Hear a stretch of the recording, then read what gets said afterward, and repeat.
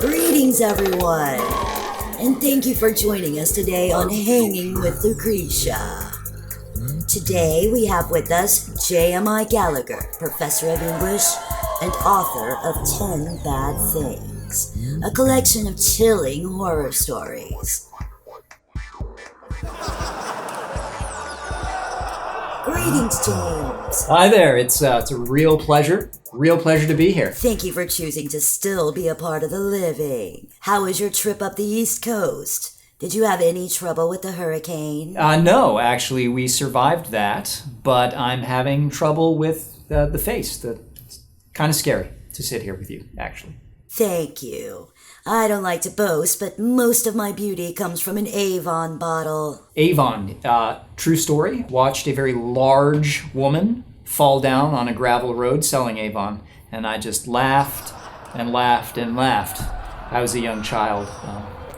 Probably says a lot about me and my writing, actually. Well, there does seem to be a dark side to your writing, and it all stemmed from running into a freelance beautician.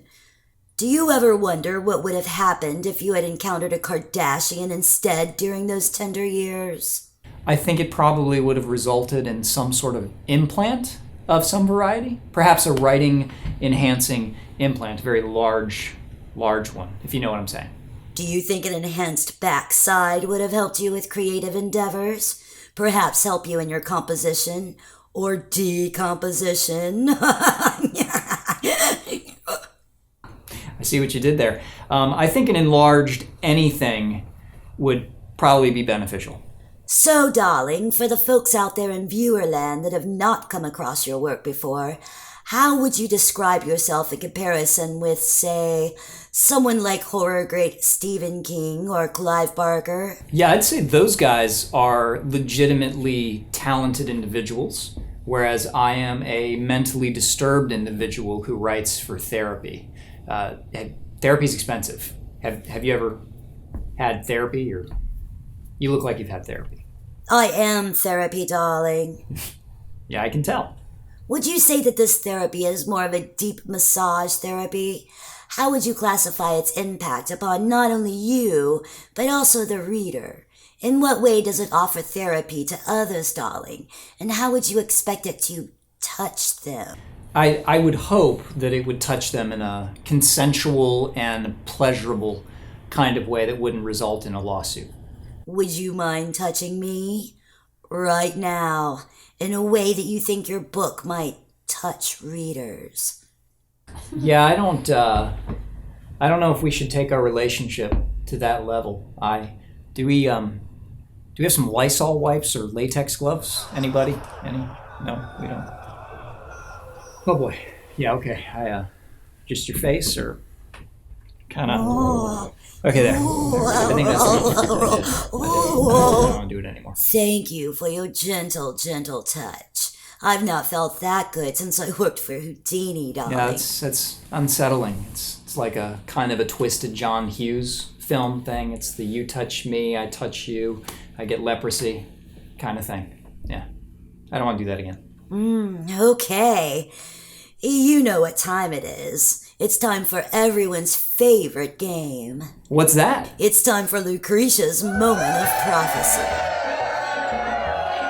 I have here with me my own set of tarot cards. I want you to take them from me, shuffle the cards, choose 3, and I will then, by the powers available to me, predict your future. Okay, I've always wanted to know what lies ahead, so let's go ahead and see what we can do here. Just shuffle and pick 3. Got it. Just a little shuffling. I'm feeling it. Here we go. I'm gonna lay down 3. Let's put these over here, right there. Card number 1. 1. Here we go. The card of oblivion. Yeah, that doesn't look like it's going anywhere good. He's got a sack of something. The sack's dripping. I don't think that's good. Patience, darling. Card number 2. The card of overindulgence. Alright, see, I like ice cream, although all of the drowning children, I don't think that's going anywhere good. Very good, darling. You're doing a great job. Finally, card number 3. The Lover. Oh, well, here we go. This has got to be good news because I've always loved the music of Dolly Parton. I love high dives, and I've been to East Germany. Ich war ein Student in Süddeutschland. Mein Vater kommt aus Norddeutschland. Weißt du das? I have no idea what you just said, but your future is grim. I see death and darkness, the skies red like blood, and the bodies of all your loved ones strewn about. It is the end. The end!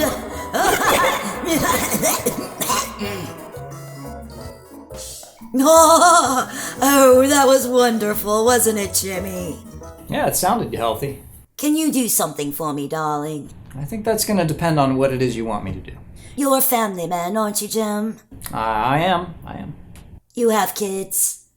I do. I think I've got enough kids, though, so if this is going where I think it's going, I don't know that I can help you. Well, my children love a good story. Can we read one of your stories to them? Just a little bit of a story, darling. Yeah, that's actually a relief to hear. I would love to read to your children. Where are they? Oh, this would be nice. This is great. Oh, it's that guy again. Oh, this is delightful. Hey there, everybody. Oh, so are these all your kids? All natural, no adopted? I see a resemblance. It's lovely. Lovely. Oh, one, don't forget this one. That's Chip, right?